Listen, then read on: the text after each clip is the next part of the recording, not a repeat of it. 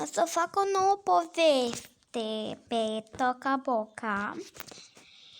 Și da, cum să zic, am intrat pe casă, nu vreau să vă zic despre ce e vorba. Deocamdată o să aflați voi în episodul acesta și vă rog frumos să dați like, să vă abonați la canalul meu și să vă împrieteniți butonașul de clopoțel, bine? Și acum haideți să începem. Este o nouă poveste, tocmai cum ziceam. Este dimineața.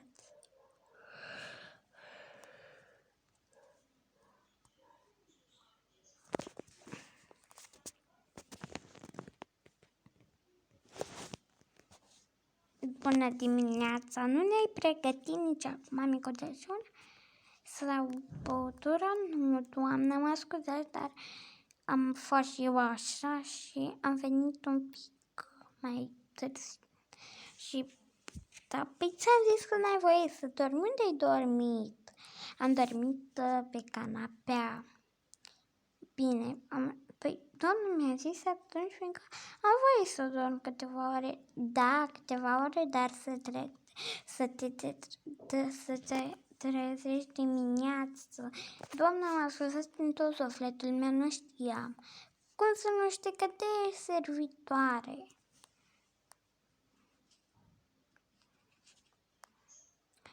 Mă scuzați un pic pentru dacă auziți un sunet, fiindcă sunt papagalii mei. Bine, dacă mai ai câteva minute să faci... mă scuzați, sunt un pic răgușită, fiindcă acum de-abia m-am trezit. Și sunt un pic răgușită și... de-aia mă scuzați pentru voce. Așa că mai ai câteva minute să faci.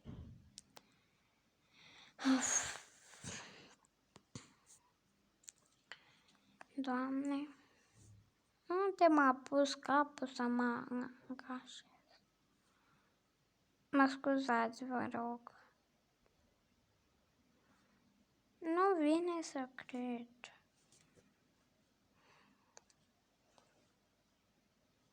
Mă scuzați pentru telefon, fiindcă el face așa dacă vreau să văd ceva de... Da.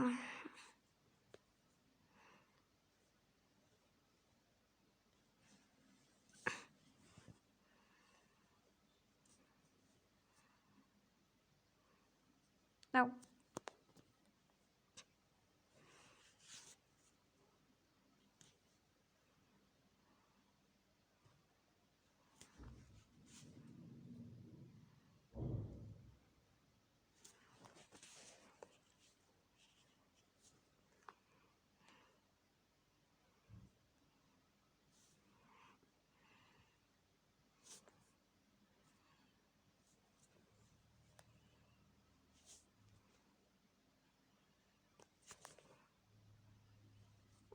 Nu vine.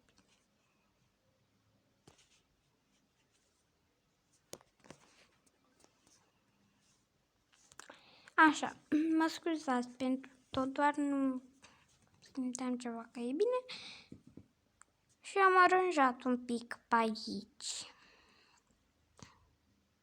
Acum putem să începem din nou. Haide. Să le pregătesc micul dejun. Auzi eu ceaiul acolo în cameră și pe să... Gata.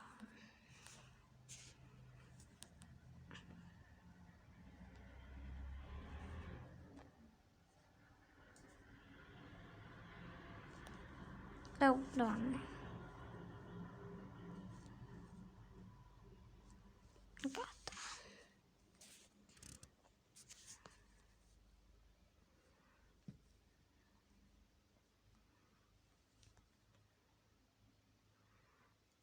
Este cafeaua proaspătă deja. Oh, Doamne!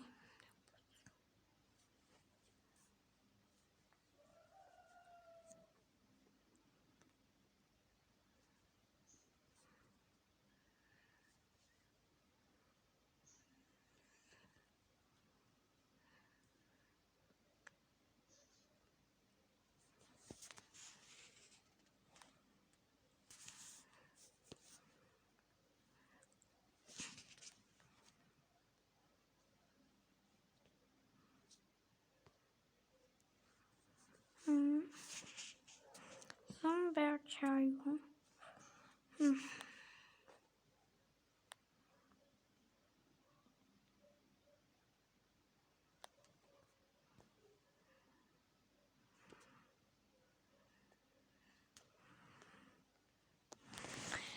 Salutare, ne-ai pregătit micul dejun? Nu, doamnă, mai am un pic de am început să vă fac cafelele.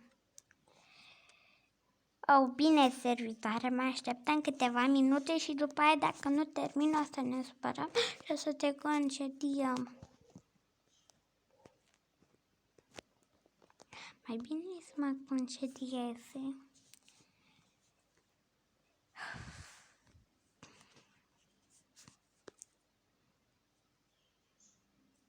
Sau ce să le fac eu de mâncare acum?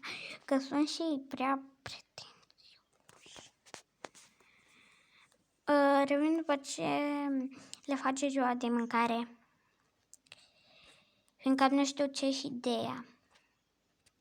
Gata, pun mâncarea la părinți, la sora cea mare.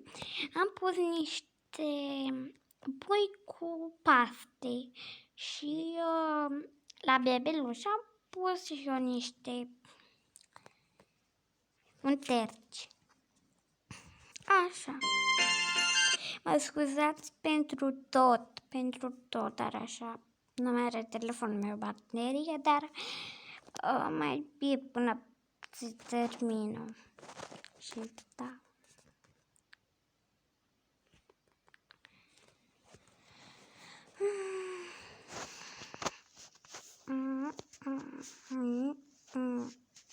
Bebele m-a dus să-l aduc, fiindcă bebele...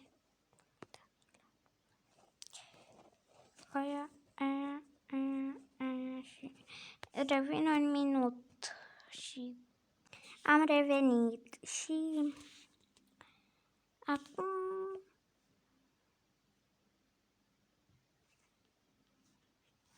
ia tu mâna după bebele meu. Așa, haideți să păpăm, să mâncăm, scuzați.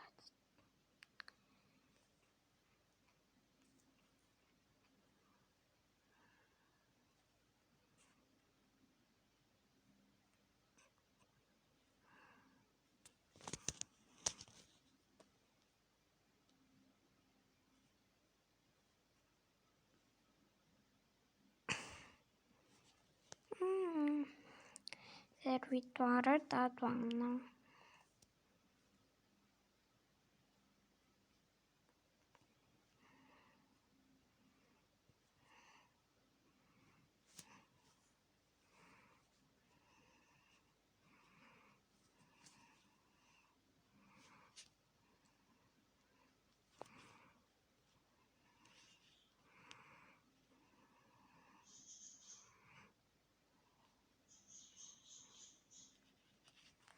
Gata.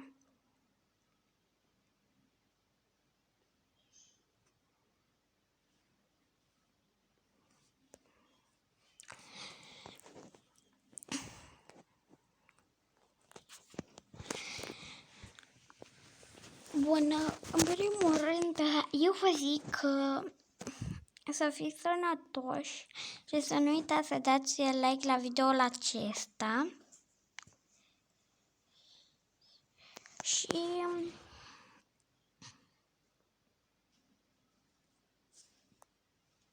eu vă zic pa! Și să știți că